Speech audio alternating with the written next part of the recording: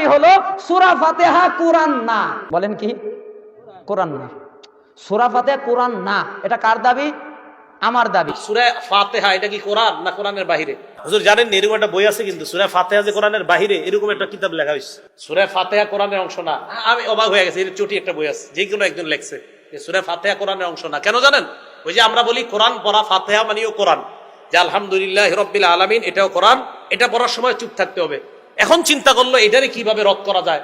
এক ভাই কতটা খেয়ানত করে এক কিতাব লিখে ফেলছে যে সূরা ফাতিহা এটা কোরআনের অংশই না। মানে বুঝাইতে চায় যে ফাতিহাটা কোরআনের অংশ না, অতএব ফাতিহার সময় ইমামও পড়বে তুমিও পড়বা, কারণ ফাতিহা তো কোরআন না। এক ভাই উনি মিষ্টি দোকানের করে, আল্লাহ তাআলা ভাইকে আরো বড় বানাক। এই ভাই আমার কাছে গিয়ে বলতেছে যে নামাজে যে ইমামের পিছনে কেরাত পড়বেন আর আপনারা যে পড়েন না, দলিল কি? তো আমি প্রথমে বললাম আমরা ফিকহে হানাফি যারা অনুসরণ করি, ফিকহে হানাফি পুরা ফিকহে হানাফি মোট 60টা বিষয়কে সামনে রেখে মাসালা আলোচনা করে, মাথায় রাখবেন।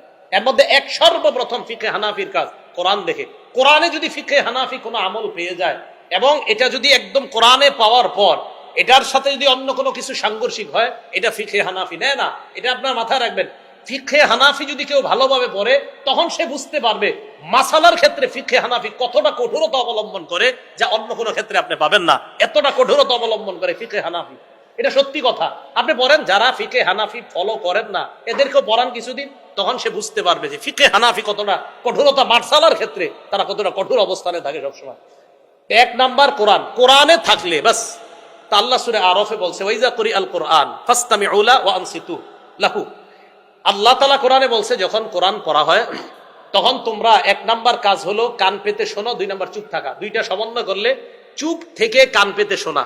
আচ্ছা, বুখারী শরীফের 757 নম্বর হাদিসে নবী এক সাহাবাকে বলছে কোরআনের যে অংশ সহজ সেই অংশ থেকে বড়, তো বরে ওই অংশ বরে উনি। এখন কোরআন সূরা ফাতিহা এটা কি কোরআন না কোরআনের বাহিরে? হুজুর জানেন এরকম একটা বই আছে কিন্তু সূরা ফাতিহা যে কোরআনের বাহিরে, এরকম একটা কিতাব লেখা হয়েছে। সূরা ফাতিহা কোরআনের অংশ না। আমি অবাক হয়ে গেছি, এর চটি একটা বই আছে, যে কোনো একজন লেখছে যে সূরা ফাতিহা কোরআনের অংশ না। কেন জানেন? ওই যে আমরা বলি কোরআন পড়া, ফাতিহা মানেও কোরআন, যে আলহামদুলিল্লাহি রাব্বিল আলামিন এটাও কোরআন, এটা পড়ার সময় চুপ থাকতে হবে। এখন চিন্তা করলো এটারে কিভাবে রদ করা যায়। এক ভাই কতটা খেয়ানত করে এক কিতাব লিখে ফেলছে যে সূরা ফাতিহা এটা কোরআনের অংশই না। কেন জানেন? মানে বুঝাইতে চায় যে ফাতিহাটা কোরআনের অংশ না, অতএব ফাতিহার সময় ইমামও পড়বে তুমিও পড়বা, কারণ ফাতিহা তো কোরআন না, এটার সময় চুপ থাকা লাগবে না, এরকম বুঝাইছে। নাউজুবিল্লাহি মিন যালিক। তো সূরা ফাতিহা এটাও কোরআন। ওয়াইদা কুরি আল কোরআন, যখন কোরআন পড়া হয় কান পেতে শ্রবণ করা। এখন দেখেন, কান পেতে শ্রবণ করা আবার চুপ থাকা, দুইটা হুকুম আল্লাহর। বাস ফিকহে হানাফি কি বলে যে এখন কয়েক হাদিসে আসছে লা সালাতা ইল্লা বিফাতিহাতিল কিতাব, সূরা ফাতিহা ছাড়া নামাজই হবে না। এখন ফিকহে হানাফি দুইটাকে সমন্বয় করে। আচ্ছা, কোরআনে আসছে কোরআন পড়লে চুপ থাকতে হবে, হাদিসে আসছে ফাতিহা ছাড়া নামাজ হবে না। ফিকহে হানাফি এখানে দেখে যে কোরআন পড়লে চুপ থাকা এটা আল্লাহর নির্দেশ। বাস এখানে ফিকহে হানাফি কি বলে যে কোরআন যখন পড়া হবে, এটা যেই পড়বে, ইমাম সাহেব যখন পড়বে পিছনে যারা থাকবে তারা চুপ থাকতে হবে। এখন প্রশ্ন উঠবে ফিকহে হানাফির উপর, তাহলে লা সালাতা ইল্লা বিফাতিহাতিল কিতাব এই হাদিস কোথায় যাবে? এটার ব্যাখ্যা ফিকহে হানাফি এইভাবে দেয় যে লা সালাতা ইল্লা বিফাতিহাতিল কিতাব এটা লিল ইমাম আও লিল মুনফারিদ, এটা হলো ইমামের জন্য। ইমাম যখন কেরাত পড়ে তখন মুক্তাদি পড়া দরকার নাই।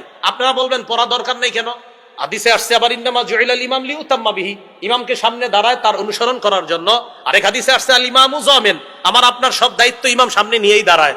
তো কেরাত পড়ার দায়িত্বটা ইমাম সামনে নিয়ে নিছে, নেওয়ার পরে উনি ওখানে দাঁড়িয়েছে। এই জন্য আরেকটা কথা মনে রাখবেন, দরখাস্ত যদি পেশ করা হয়, আমরা এই মসজিদের সবাই প্রধানমন্ত্রী বরাবর একটা আবেদন পেশ করব, সব মিছিল দিয়ে যাব না, কয়েকজন প্রতিনিধিকে পাঠাবো। বলে না কয়েকজন প্রতিনিধিরা সবাই যাব। এই জন্য দরখাস্ত পেশ করাটা একসাথে সবাই না করে একজন করাটাই উত্তম। আলহামদুলিল্লাহ সূরা এটা একটা দরখাস্ত আল্লাহর কাছে পেশ করা। এই দরখাস্ত ইমাম সাহেব পেশ করতেছেন, অন্যরা শুনে শুনে আমিন বলে এটাকে সাপোর্ট দিতেছেন। হা হা হা, ইমাম সাহেব যা বলছে আল্লাহ আপনি কবুল করেন। তাহলে এই বিষয়গুলা ইমাম সাহেব যখন পড়বে আমরা তখন চুপ থাকা, এটা কোরআনের নির্দেশ। তাহলে সূরা ফাতিহা কিভাবে, যে একাকি যখন কেউ পড়বে তার সূরা ফাতিহা ছাড়া নামাজ হবে না, আর ইমাম সাহেব সূরা ফাতিহা পড়তে হবে, উনি না পড়লেও সালাত হবে না, ওয়াজিব তরক হয়ে যাবে। তাহলে ইমামের পিছনে যে পড়া লাগবে না এটার দলিল আবার কোরআনে। আল্লাহ বলছে যখন কোরআন পড়ে তখন চুপ থাকো, ইমাম যখন পড়বে তোমরা চুপ থাকবা। আর ইমাম পড়লে আমরা যে পড়তে হবে না, আরো অনেক দলিল আছে। যে ইমাম সামনে যায় তার অনুসরণ করার জন্য, ইমাম যা বলবে পিছন থেকে শুধু অনুসরণ করব। আরেকটা কি, ইমাম জামিন, আমাদের বিষয়গুলা জিম্মায় নিয়ে উনি সামনে দাঁড়ায়।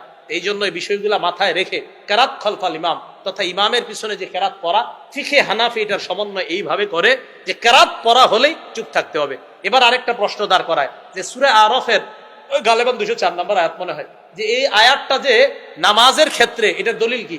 আল্লাহ, একাধিক মুফাসসির, এক দুইজন না, অসংখ্য মুফাসসিরদের অভিমত হলো এই আয়াত এটা নামাজের সাথে সম্পৃক্ত।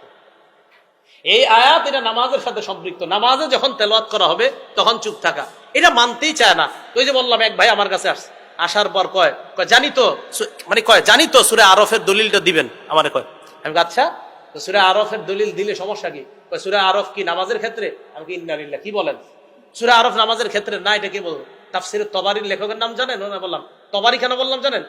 তাফসিরে তবারিটা আবার আমাদের দেশের এক শ্রেণীর ভাই খুব ভালোভাবে এটা নেয়। তাফসিরে তবারিটা নেওয়ার অনেক কারণ আছে, আমি জানি কি কারণ। এটা আবার অনেকে নেয়, অনেকে মানে আমাদেরকে, অনেকে যারা সহ্য করে না তারা নেয়। আমি বললাম তাফসিরে তবারির লেখক যিনি, উনিও বলছে এই আয়াতটা ওয়াইদা কুরিয়াল কোরআন এটা নামাজের ক্ষেত্রে। হ্যাঁ, উনিও এই কথা বলছে।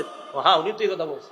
এখন উনি এই কথা বলছে, তখন আস্তে ধীরে কেমন জানি বলতে চায়, আরে উনি বললে হবে নাকি, নবীজিরা বলছে এটাই।